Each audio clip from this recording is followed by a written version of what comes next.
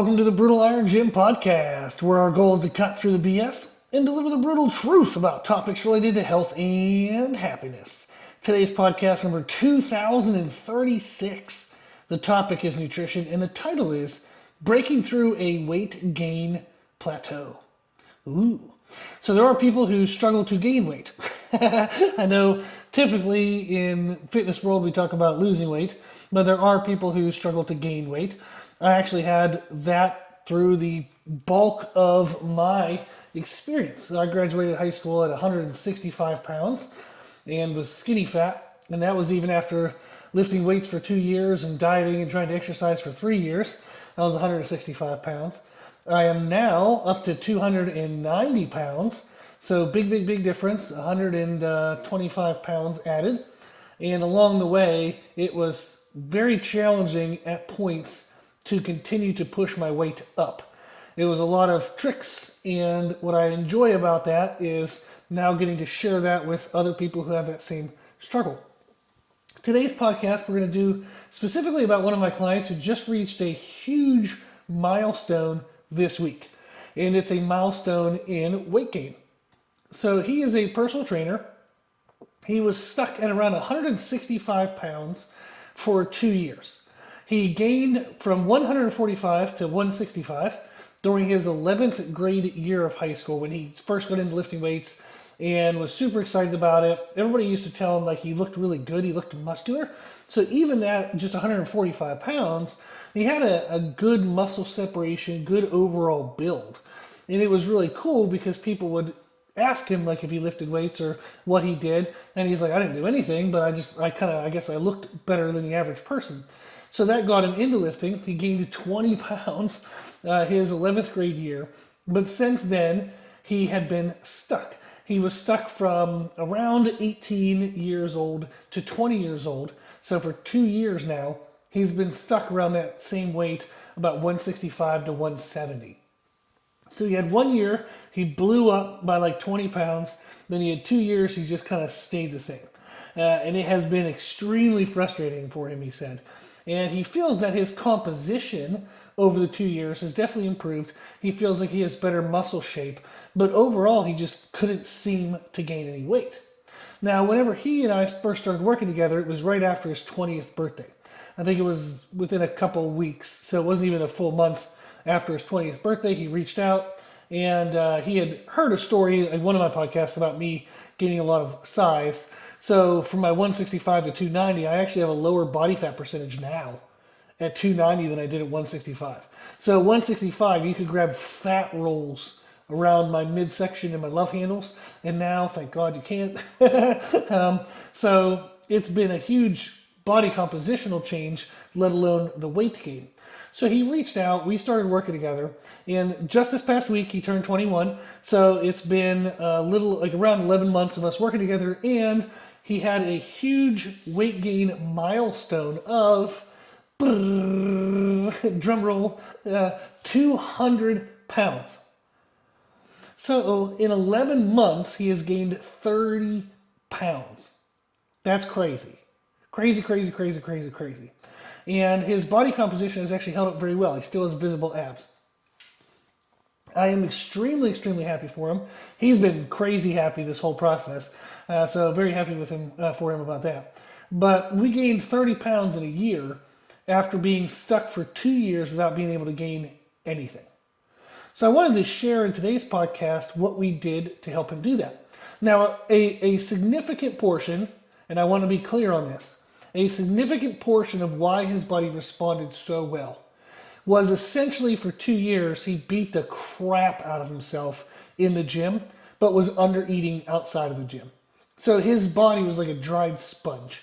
It was just, it was hurting for more food. It really needed more food for it to grow. And he had this environment set up to where the second I gave him permission to eat more food, boom, it really started blowing up. So the process that I'm going to share today, what we did, was absolutely 100% without any doubt significantly influenced because he had spent so much time training really hard but had been under eating.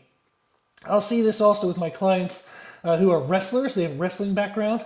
They have to control their body weight during wrestling seasons in high school and college.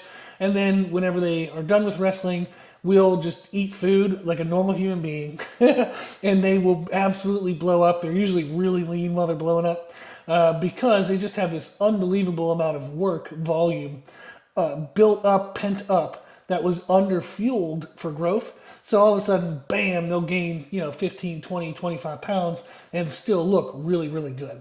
So the steps I'm going to give today, you likely will not have the same response unless you've had a solid 6 months plus of just beating the crap out of yourself in the gym but being underfed. If you have that, you're going to get a pretty good response. If you haven't had that, you're still going to get a good response, but probably not a 30 pounds in 11 months type response. I want to be clear that this is very unique for him. This isn't the common response. I want that to be known, so that way, if you try this stuff, you don't get disappointed if you don't have that same outcome.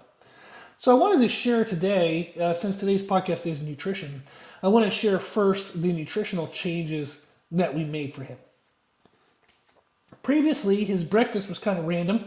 Now, he's been in college, like the time before he and I started working together, he was in college, and the time that we've been working together, he's been in college. So I'm going to talk about his schedule and food availability based on like a college lifestyle, because that's what he's living. But previously, his breakfast was random. Sometimes he would have it, sometimes he wouldn't. He said sometimes he would sleep in. When we started working together, I said, no, that's out the door. No more, we're doing that. So I said, you got to set an alarm, got to make a decision of what you want in life. So I said, get your ass up, let's go. So we made sure we had breakfast from now on. But at first, he wasn't having breakfast sometimes.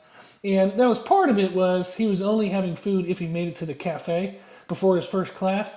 So he would just sleep in, get too close to the first class, miss the food. So we made it easier. I had him get a mini fridge. He was allowed to have a mini fridge. So we started to have some food in his dorm room, and that made a world of difference for him to be more consistent. So as much as I would tell somebody, suck it up and just wake up and get food in your face, we're still going to make it easier. We're not just going to set some standard, that's going to make it super difficult for him. So he was sometimes not making it to the cafe. When he would make it to the cafe, he said he would have a plate of eggs and a plate of bacon. So he'd carry 2 plates, one for eggs and one for bacon. And then for lunch, again, would be at the cafe. He has like one of those university packages where you pay for availability of food and hope to God you outuse the amount you paid. But he was going to the cafe, would typically pick really high calorie foods like double cheeseburgers, lasagna, meatloaf and mashed potatoes. He's like, I just went with whatever looked like it was something that would stick on me. And I was like, that's great. So that was his typical choices for lunch and dinner as well. So it was usually really high fat foods. Then during the day, he had this mass powder shake that was like 2 scoops of it is like 1,000 calories with 80 grams of protein. And he would have half before his workouts and half after his workouts. If he didn't train that day, he'd have half of the shake somewhere in the mid-morning, and then you have the other half somewhere in the mid-afternoon. But that was 1,000 calories of basically like carb powder and protein powder. So that, he said, was really easy for him because he would just carry it in a shaker bottle without water. It was just the powder in the shaker bottle. And then when he was walking around campus, he would just find a water fountain, fill it up, and drink it. He liked that because it was convenient.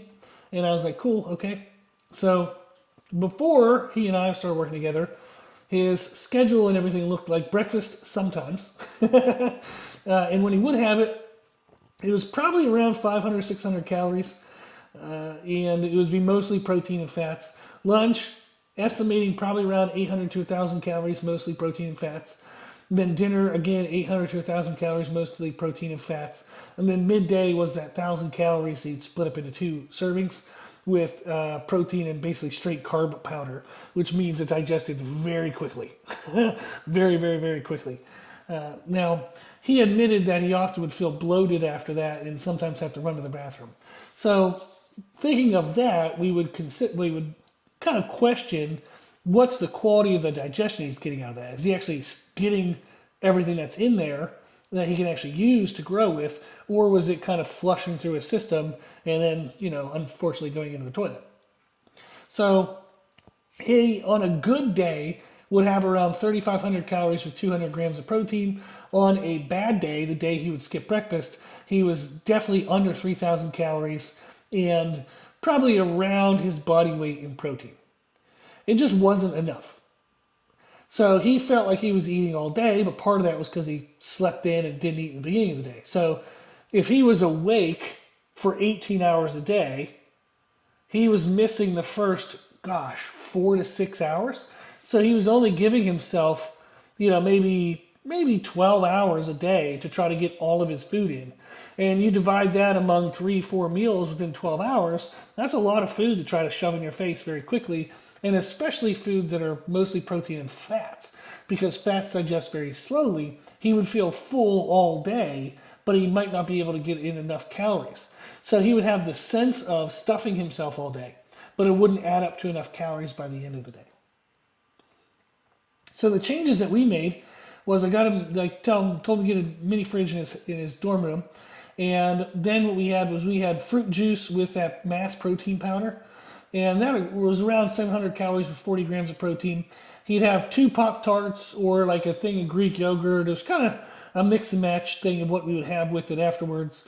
Sometimes, like if he had Pop-Tarts, he would sometimes get bored of that. So then we'd switch to a thing of Greek yogurt, but then we'd get bored with that. So then we'd switch to another thing. But we usually had something around 400-ish calories as that addition to the mass protein powder with the fruit juice.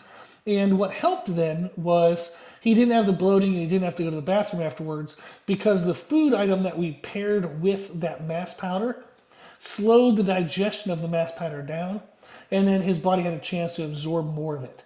So mixing it in with another food item slowed down the digestion rate, and he got a better quality of digestion. The reason why I had him add fruit juice to it was I wanted him to get more hydrated earlier in the day, because it helped his hunger levels later in the day. We found that when he was dehydrated, he wouldn't be as hungry. When I had him drink more fluids in the morning, he hated the taste. He didn't like water, so I was like, fine, eat fruit juice. Like, drink fruit juice. We just need sugars in your face. Now, our sugar count for the day typically never exceeded 100 grams in a day. So he was still healthy in the sense of he wasn't going crazy with crazy amounts of sugar that would cause him to have, diabetes later in life. But we would do fruit juice, mass protein powder, and then some additional thing like Pop-Tarts, Greek yogurt. So his breakfast was at least 1,000 calories, if not a little more, with around 40 to 50-ish grams of protein. Then for lunch and dinner, what I said was eat a portion of meat, whatever meat they have, salmon, whitefish, chicken, beef, I don't care, and eat the amount of 2 fists. So if you were to cut your hand off at the wrist, make a fist, cut your hand off at the wrist, that's 1 portion. Then the other hand, make a fist, cut it off at the wrist, and that's a 2nd portion. So I want you to eat 2 fists worth of meat. That's a lot of meat, but it can be done, especially when you're hungry to grow. So he had 2 fists worth of meat. And then I said for carbs, I'd like you to eat 2 fists worth of carbs. And that could be potato, rice, pasta. So his favorite things was he had pasta a lot. That was his main choice. Sometimes he'd have a sweet potato. Sometimes he would have rice. He ate a lot of pasta though. So he would do chicken and pasta with marinara sauce on it. And that was one of his main go-tos. But it was meat, serving size of 2 fists. Carbs, the serving size of 2 fists. And then I said, if you're going to drink anything with it, either drink water or drink some more fruit juice, but make sure you drink a little bit of fluid. I said, I don't care so much if you drink it while you eat. Sometimes that can cause digestive stress for people. They can actually cause them to go to the bathroom, kind of messes up their digestion. I said, but before you leave the cafe, get some water in your face, either afterwards or before, but get some fluid in. So our typical goal was at least his body weight in ounces of fluid a day. And we would loosely track that. I'd just let him tell me whether he thought he did it or not. But we knew that if he was getting around then, that amount, he was hungry enough throughout the day to eat what we needed. If he ever mentioned that he wasn't hungry enough, I would have double check and be like, hey man, what's your hydration been? And he's like, oh yeah, I started skipping blah, blah, blah. So we would get some hydration in at both lunch and dinner. And then our midday thing was the biggest change we made. Well, actually, I'd say getting breakfast more consistent was a big change as well. But midday, he had access to a microwave in the mid-morning and mid-afternoon. And then he had access to a microwave in his dorm in their like community center. So he wasn't allowed to have a microwave in the apartment, in his little dorm room, but he had access to a microwave. So kind of weird, allowed to have a mini fridge, but not allowed to have a microwave. I'm sure there's some type of fire hazard concept. But since we had access to microwaves, I had him take two pouches of tuna, where you can get, we would just get him off Amazon. His mom basically ordered for him and brought him a whole bunch. But he had 2 pouches of tuna and a pouch of microwavable rice. He would have that one time somewhere in the middle of the morning between breakfast and lunch. Then he'd have another one either mid-afternoon or at night before bed. And that was around 650 calories, around 40 grams of protein. And he had that twice in a day. So 2 pouches of tuna and a microwavable rice somewhere in the morning, and then 2 pouches of tuna and a microwavable rice somewhere before he goes to bed the rest of the day. Now, this bumped our daily totals up to between 4,000 to 4,500 calories at 240 grams of protein. So previously, on his best days, he was having about 3,500 calories and 200 grams of protein. Now he's having almost 1,000 calories more and about, 28% more protein. So definitely some increases there, and that really helped a lot. So the main changes to his nutrition was don't skip meals. I said every meal is an opportunity to grow. You wouldn't skip a workout because it's an opportunity to grow. I said you need to treat your meals like they're the same damn thing. Every meal is an opportunity to grow. Our training is a stimulus for growth. Our meals are actual freaking growth. That's what our body uses to grow with, is food. So I said out of all of them, like you need to have training because that stimulates the need for the food to be converted over to new muscle. So you can't just skip training and eat all this food, you're just going to get fat. But as much as you would prioritize training because you believe it makes you grow, training is a stimulus for growth.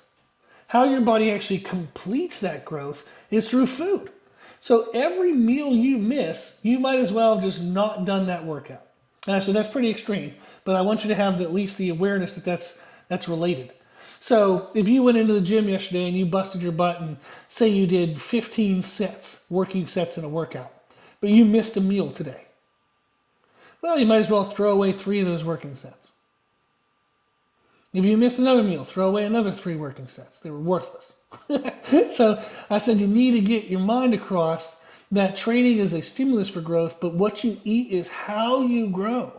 So it's so important not to miss meals. Then we reduced his total fat intake. By reducing fat, the food digested faster and he was actually more hungry. What he was surprised about was when we first started, he didn't think he would have a hunger space for the tuna and rice meals. And I said, you'll be surprised, man. I said, just don't like slather them with mayonnaise or something. Whatever dressing you use, make sure it's low fat. But you'll be surprised. You eat that tuna and rice, and I bet within 90 minutes to 2 hours, you're still hungry again. And it was true. And he was surprised. He was like, holy crap, man. Yeah, like I had that at 10, and I'm still hungry at noon, which is crazy. And I said, yep. And the main reason why was because he was active. He was beating himself up in the gym. His body was ready to use that food. So the second he put it in, boom, it got dispersed, got used, and his body was ready for more. And that was a big difference for us, was to drop fats in favor of more carbs. So that way the food would digest faster and he could actually eat more throughout the day. Then the third thing was to make the food quick and easy. Breakfast, for example, if you're missing it because you can't make it to the cafe, bring breakfast to you. So that's why we decided to have some foods available in his dorm room. We made the tuna and rice easier to be available since he had access to microwaves throughout the day in random places. But that was easy then to get some extra food in. So he's now having, 1,300 calories with 80 grams of protein or more. What would it have actually been? Let me see. Yeah, okay, I did math good there. So 1,300 calories with 80 grams of protein in his midday rather than a 1,000 calorie shake that he probably wasn't digesting everything of that. So we improved our calorie and protein throughout the day by making these changes. Not skipping meals, reduce fat in your meals so that way the food's digest quicker so you can eat more throughout the day, and then make everything quick and easy. Make it easy to do, easy to be consistent with. And then for training, because I do want to cover that since it was part of the process, the main change we made was just to lessen his recovery deficit. In his previous workouts, he was destroying himself. He was doing around 20 working sets per workout, which is a very high volume. And what he found was, he's like, dude, I'm like, by the end of it, I'm kind of gassed out and I'm doing what I can, but I don't have the same intensity. And every time he worked out, he was still sore from the previous time he worked out that body part. And he just never really made any progressions in his main movements. So I was like, well, how much do you dumbbell chest press? And I forget the exact number, but let's say it was 60s. And I said, well, what could you do 6 months ago? And he's like, 60s. I said, what'd you do 6 months before that? 60s. And I was like, come on, man. I was like, we gotta get some progression. So I was like, okay, let's make these changes and let's track that stuff. And we've been tracking the main lifts, and he has been now making significant progressions. So previously, he was doing chest and arms on Monday, legs on Tuesday, back on Wednesday, chest and shoulders on Thursday, legs again on Friday, back again on Saturday, and then he was taking the day off. But each of those workouts, he was doing almost, if not, 20 working sets. So his back per week was getting like 40 working sets. His chest per week was getting 40 working sets. Legs per week, 40 working sets. It was way too much. He was just absolutely killing himself. He's tough, mentally tough. So he was, even though he was sore every workout, he still went in, he still did everything he was supposed to do. So whenever he would say he wouldn't, like, oh, by the end of the workout, I was just, I could barely do anything, wasn't really good, he's still going to full form failure, like good form failure, and killing himself. So he has a really high standard of quality of work. So very mentally tough. But what we found was it was just way too damn much. He was creating such a recovery deficit, he wasn't eating enough to be able to really repair the damage he was creating, let alone add new tissues on top of that in order to actually grow. So our changes. Monday we did abs and arms, because he really wants his arms to be big, by the way, so we wanted to prioritize that. So abs and arms. Tuesday was calves and legs. Wednesday we did lateral raises at the beginning of the workout, and then did chest the rest of the workout. Thursday did lateral raises again, and then back the rest of the workout. Friday is a low intensity leg day, and I'll explain what that means. And Saturday is a low intensity chest and back day, and then Sunday's off. The first workouts of the week, Monday through Thursday, the arms and abs on Monday, calves and legs on Tuesday, lateral raises and chest on Wednesday, lateral raises and back on Thursday. On those, we did a priming movement, which means you do like an isolation type movement, not to total muscle failure, but enough to get a feeling of what muscle should be doing the work. And I'll give an example. But we did a priming movement, then we did our main strength progression thing that we want to see some kind of increase on. So we're doing it pretty much right away, getting major intensity on that. And then we do our muscle damage movements, which will be an additional 1 or 2 exercises. But on those, we're focusing on quality over weight load. So I don't really care so much what weight he's using. I want him to feel as though the isolative damage that he's able to create to the targeted muscle is improving over time. Then the second half of the week, the low intensity workouts, were mostly isolation movements, and we're focusing on building his mind-muscle connection and eliminating other things from getting involved. So that would be like leg extensions, leg curls. You could even do like walking lunges, but a weight load that he's not hinging at the hips and throwing his lower back into it. We want everything to be super crisp. I told him on those workouts, it should look like you're filming like a demonstration video for your clients. And you want them to see perfect technique. So that's his focus is on those secondary days, is the low intensity days, is perform the movements as if you're demonstrating them to your clients. And that helped him understand the quality that we were looking for. So an example of the first workouts of the week, like the more aggressive workouts, his recent chest workout was machine chest flies, 2 sets of 12 to 16 reps. We want to pause at the contraction. And those are going to be pretty challenging. So that's going to be a pretty challenging set there. But it's not going to cause muscle. I'm trying to word how this correctly is. He's going to get more contractile metabolic pump type stress from those movements rather than sheer damage. So when we think about muscle growth, you can move something so heavy that it literally rips the fibers, rips the structures apart of the muscle fibers. And that's going to create growth, assuming you eat correctly. Or you can pump a muscle up and you just cause general stress to the muscle, meaning it can't process the number of muscular contractions you're trying to do in that amount of time against that much weight with the resources it has. So it works to make the muscular cells more robust to handle a greater workload. It's a less intense type of damage. It is an easier to recover from damage. So those are 2 sets. And then I had him do 2 sets of 5 reps at a weight that he actually could probably do for about 8 reps. So I wanted a little bit of a heavy stimulus, but not to failure. What that did was it kind of got him oh, geez, okay, there's something heavy for the day, kind of wakes me up for the day. I could focus on what my chest should feel like. Then he moves into dumbbell chest presses. We did 3 sets of 5 to 10 reps, heavy as hell. The gym he went to actually had a dumbbell spotter system, so he could actually get pretty heavy dumbbells because he didn't have to throw them up from his knees. Then we did dumbbell chest flies, 3 sets of 8 to 12, then machine chest press, 2 sets of 8 to 12, and then finished with 1 set of that same weight for 20 total reps using rest pause. So the working sets, the 2 on the chest flies, then the 2 sets of 5 at a weight you do for 8 reps don't really count as working sets. They're more priming sets. That just kind of wakes up the muscle, but it doesn't really damage it to full fatigue. So we only have 2 out of there. Dumbbell chest presses was 3 working sets, that's 5 total. Dumbbell chest flies was 3 working sets, so that's 8 total. Then machine chest press with 3 working sets, that's 11 total working sets. So that is considerably less than the 20 working sets that he was doing before. But what's important to note is this is enough. 11 working sets done in this manner is enough to create damage that would promote growth. It's not as much as he can do. It's enough. Lee Haney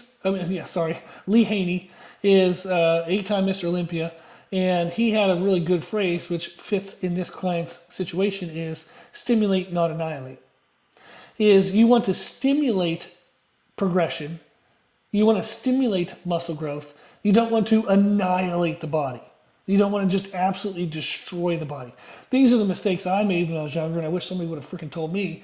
I was absolutely killing myself in the gym, wondering why I wasn't growing faster or better or getting stronger. And now, if I could go back in time, I'd do a hell of a lot less and eat a hell of a lot more, and I would have grown way better like this client did.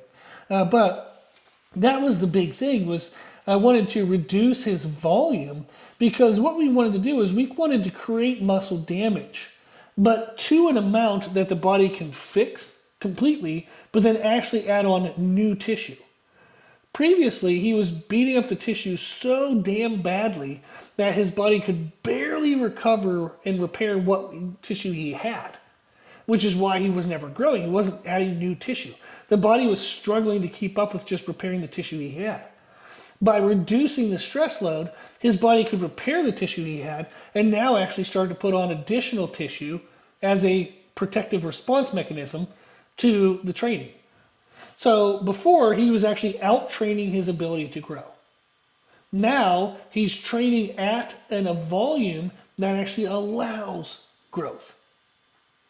So that's huge. Huge, huge, huge. So overall, these were the big changes we made that helped him break through his weight gain plateau. Nutrition, don't skip meals. Each meal is an opportunity to grow just as much as your workouts are. Reduce your total fat intake. That can actually help you digest food faster and eat more food throughout the day. Make foods quick and easy. Make it super freaking easy to be to be consistent with.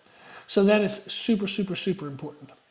And then training wise, we want to make sure that you're making clear strength progressions in major movements, because the stronger you get, that allows you to use more weight in all of your movements over time, which creates more muscle damage over time.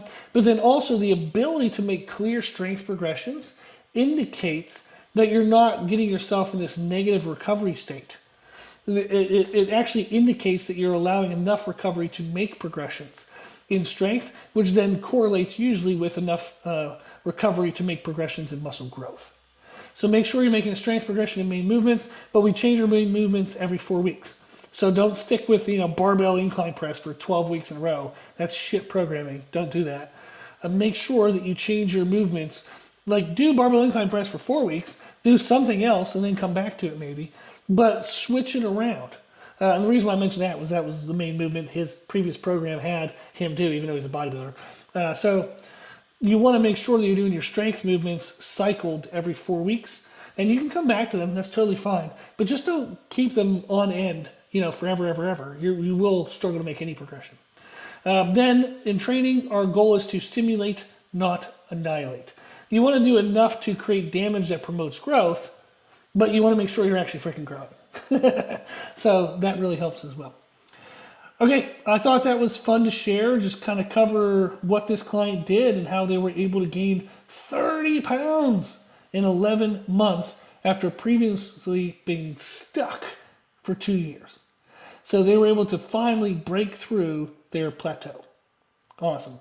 If you have any questions, if you want any more information, just shoot me a message on our website, www.brittlirongym.com. If you go to the bottom of the homepage, there's a contact form. Send me any questions you have, and I'll be happy to answer them. If you have any podcast requests or topics, let me know, and I'll make a free podcast for you. If you like the podcast, please share the podcast. The more people we share it with, the more people can help. If you like the podcast, you can also consider donating to support the podcast for the hosting costs and whatnot, which you can do on the website. And then if you like the information we share in the podcast, you can find more from us on our social media channels. You can find us and follow us on Instagram and YouTube under the name Brutal Iron Gym. As always, I hope this was helpful, and thank you for listening.